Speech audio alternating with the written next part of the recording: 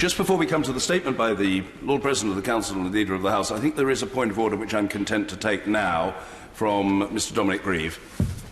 Thank you, Mr. Speaker. I want to raise a point of order in relation to the early parliamentary general election bill, which we expect to receive royal assent today. Mr. Speaker, the Intelligence and Security Committee of Parliament, of which I am the chair, has been investigating the threat posed to this country by Russia. We've produced a report which, in accordance with the Justice and Security Act, we sent to the Prime Minister on the 17th of October for him to confirm that there were no classified matters remaining, and there ought not to be, because it's already been very carefully looked at by the Cabinet Office. That confirmation should have been received by today to thus enable publication before the House is dissolved. But I regret to say it has not. Mr. Speaker, we thus have a Committee of Parliament waiting to lay a report before this House which comments directly on what has been seen as a perceived threat to our democratic processes. Parliament and the public ought to have and must have access to this report in light of the forthcoming election, and it's really unacceptable for the Prime Minister to sit on it and deny them that information. Mr. Speaker, I raise this as a point of order in the hopes that the theme of your speakership, the championing of the role of Parliament in holding to account the executive, might be, through this point of order, as successful today as it has been over the previous decade. It's not a point of order, Chair, but obviously the Treasury will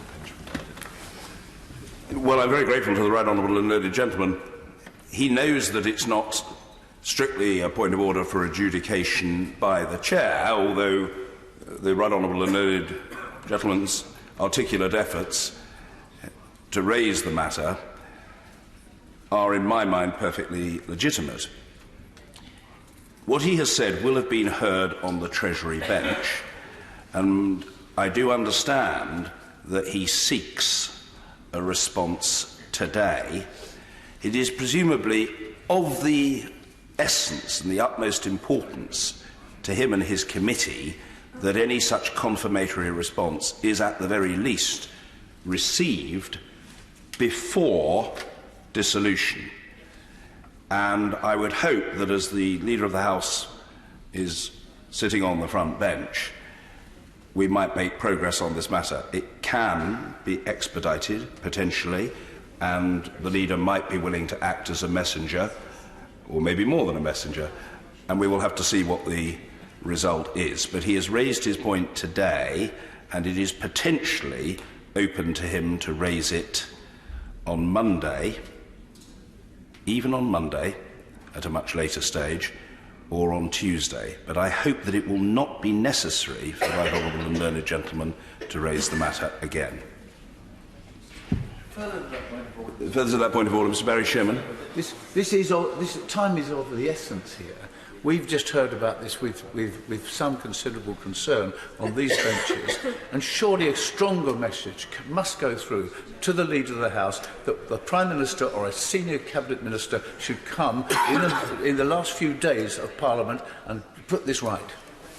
What I would say to the Honourable Gentleman is that I'm sympathetic to his concerns, and I think it's fairly obvious to the Leader that I'm sympathetic to the concerns of the Right Honourable and Learned Gentleman. I am not myself privy to the rationale behind the absence of a confirmation. I don't know whether it is just an administrative matter, because, to be fair, Prime Ministers have a very, very, very large volume of matters with which to deal, whether it is a transaction of business issue, or whether there is some substantive reason why the Prime Minister does not wish to provide the confirmatory response that the Right Honourable and Learned Gentleman seeks. I can't know which it is. Well, I think what I would say is that it is not unreasonable for the chair of the committee to seek that confirmatory response in this Parliament, or an explicit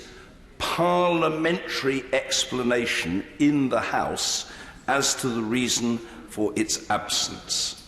That, I think, is fair. I do want to press on, but yes, point of order, Seema Malhotra. Point of order, Mr. Speaker. Could I just seek your clarification, as this is a slightly unusual circumstance, just to confirm that the report cannot be published without that confirmation from the Prime Minister, or whether that is just a matter of best practice? I think that that is the case because it is, of course, the committee is not a select committee. It is a committee of Parliament, but it is not a select committee, and therefore different arrangements apply to it. It's encouraging to see both the Right Honourable Gentleman, the member for New Forest East, and the Right Honourable Gentleman, member for Rutland and Melton, who have some experience of the committee and its responsibilities, nodding in assent. Point of order, Mr. Dominic Grieve. I'm grateful, Mr. Speaker, for your response. The position is that for it to be published, it must be laid before the House on the day when the House is sitting. And as long as that happens, it can be published and will be made available to the public. If it were to be published on the day when the House is no longer sitting, even before dissolution, we wouldn't be able to lay it. So we would not be able to publish it. And therefore, we were hoping it would be able to be laid and published on Monday. And it's the anxiety which concerns the apparent delay, with which we haven't been provided with an explanation, which has led me to take this point of order this morning. Very briefly, point of order, Mr. Chairman. Concern on all of us. There is expertise here. This is a special committee, and what we don't understand is why this can't be published on the authority of the House. Why can the executive block this publication? Are they trying to hide something here? Simply because the composition of the committee and its modus operandi are determined in a manner different from those which apply to a select committee, which it isn't. That's the factual answer. I understand his frustration, but I think the matter has now been fully ventilated. The Lord President of the Council and the Leader of the House has displayed exemplary patience, but I don't think we should test it further. Statement, the Lord President of the Council and the Leader of